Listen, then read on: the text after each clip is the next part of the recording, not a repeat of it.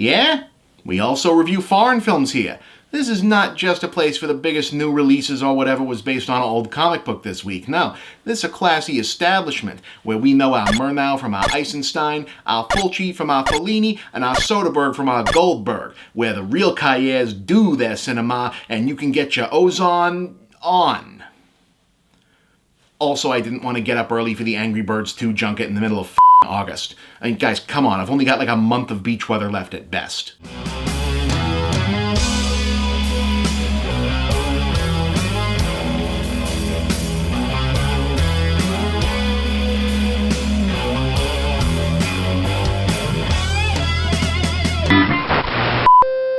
The Bravest is a new movie about firefighters from mainland China, co-written and directed by Tony Chan, best known, if at all, to Western audiences for the 2015 Chinese-language remake of Bride Wars, which happened, based on the novel Tears of the Deepest Water by Mongolian author Balerje Yanwei, and inspired loosely by the first-hand accounts of real-life firefighters from a disastrous blaze in July 2010 Dailan province. Billed in its home country as the first modern Chinese drama to focus on a realistic, sort of, depiction of the integrated, multi-level teamwork dimension of an entire firefighting operation rather than one heroic lead character who happens to be a fireman, it relocates the action to the coastal city of Bindong and ups the body count from the real-life blaze from nobody, thankfully, to several, violently, and aligns the story on a set of intersecting character teams and individual melodramas in the fashion of an old-school American disaster movie. The setup, an accident at an oceanside oil field triggered by the laziness and negligence of an unidentified foreign oil tanker captain from We're Not Saying America, but it's America, caused several huge oil tanks to catch fire, and if not contained, they're going to explode.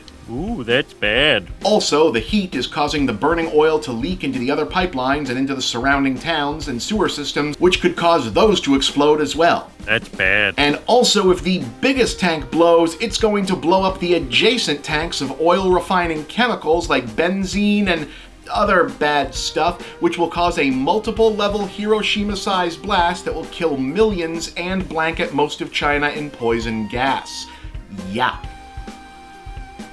That's bad. Can I go now? Standing against this are an elite team of military-adjacent special unit firemen from the big city, several smaller rural units pressed into service from nearby, a response management team from the government, and a harbor crew maintaining the pumps feeding water directly to the fire hoses. Huang Xiaoming, who I don't think has had a major role stateside yet, so if people here know him, it's probably as Angela Baby's husband, has the lead as a disgraced former captain struggling with PTSD from a misjudged call in the opening act who's pressed back into service and clashes with uneasy former comrades, while in the requisite parallel storyline, his wife and young son are caught up in the human chaos of people trying to flee the city itself once word of the explosions get out. Other storylines include a small team of green recruits, featuring, yes, one hard-assed military drill instructor, and one especially clumsy cadet who gets on his nerves in particular, but might get a chance to prove his mettle when it counts, a comedically bickering, soon-to-be married couple working different sectors of the operation, one in management and one at the harbor, a tough but dedicated older captain, and wouldn't you just know it, some arcane kill switch machinery that might allow the day to be saved, but for some reason were built to require at least two people to platform their way through obstacles, turning specific switches by hand like a life or death Mega Man game.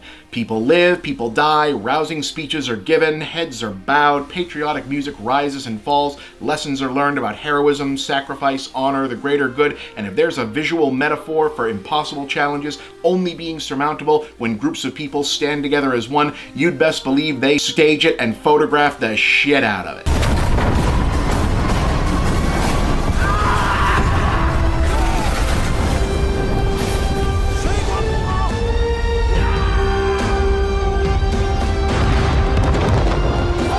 It's exactly as broad and melodramatic as I'm making it sound, as the film itself is the first of a semi-anthological trilogy of patriotic national pride films being released by its studio to coincide with the anniversary of the founding of the People's Republic, but it mostly really works, largely because Tony Chan is a solid director of this kind of material, and the actors give it a sincere, hard push, and, you know, this kind of binary, this is heroism and you will respect it, goddammit, hagiography, honestly fits the material of Firefighters a lot better than it does military or cop cop movies where there's the moral ambiguity of human nature to complicate things, but here, where the practical scenario is just different flavors of good guy versus a force of nature with no human villain to contend with, really, that kind of energy is a natural fit. I mean, if you're doing what amounts to propaganda, this would be the natural subject. That being said, this kind of firefighting movie is only going to be as good as its fires, and in that respect, The Bravest is easily the best firefighter movie since Backdraft, and it might be the best of its type ever, in any language, period.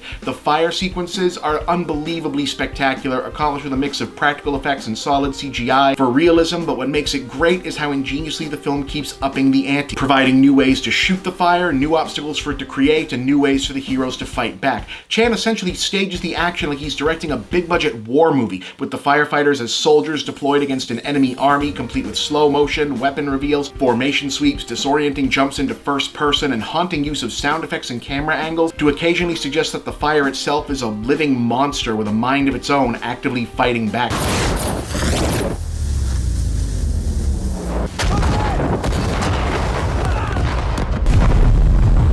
I don't think I've seen fire sequences like this ever. I don't know if I believe the physics of gags, like the guys building a fireball by hand or creating an emergency backdraft to redirect a fireball at the last second, but I bought it here. And, you know, it occurs to me, Sony and Bonafilm Group are barely even bothering to promote that they're giving this a limited release in the United States because it's already doing gangbusters box office in China. It was made for that hometown audience. It doesn't really need American dollars to break even, but I kind of feel like this is the sort of foreign film that people who don't think they'd ever like a foreign film much would change their mind about if it was available to them. You know, I mean, so much of what gets released as international cinema in the US is exclusively highbrow awards material or culturally specific cult stuff by design, but this is a movie where, even though, yeah, it's Mandarin with English subtitles, and maybe you wouldn't catch every single idiom if you're not fluent in Chinese, I feel like big action, drama, people working together to save their loved ones, and hey, firefighters, those guys are some badasses, right? As a sentiment is a pretty universal thing. So it kind of sucks that audiences who might dig this and even find their horizons a little bit expanded in that kind of, hey, maybe we're not so different respect, don't get the chance because no one bothers to give them the opportunity to try. So for what it's worth, as a cheesy but sincere and decidedly entertaining action melodrama with some truly badass fire sequences, I give The Bravest a strong 6 out of 10. If it's playing near you, give it a shot. I mean, if nothing else, when's the last time you said, hey, you know what I did today? I saw a Chinese firefighter movie.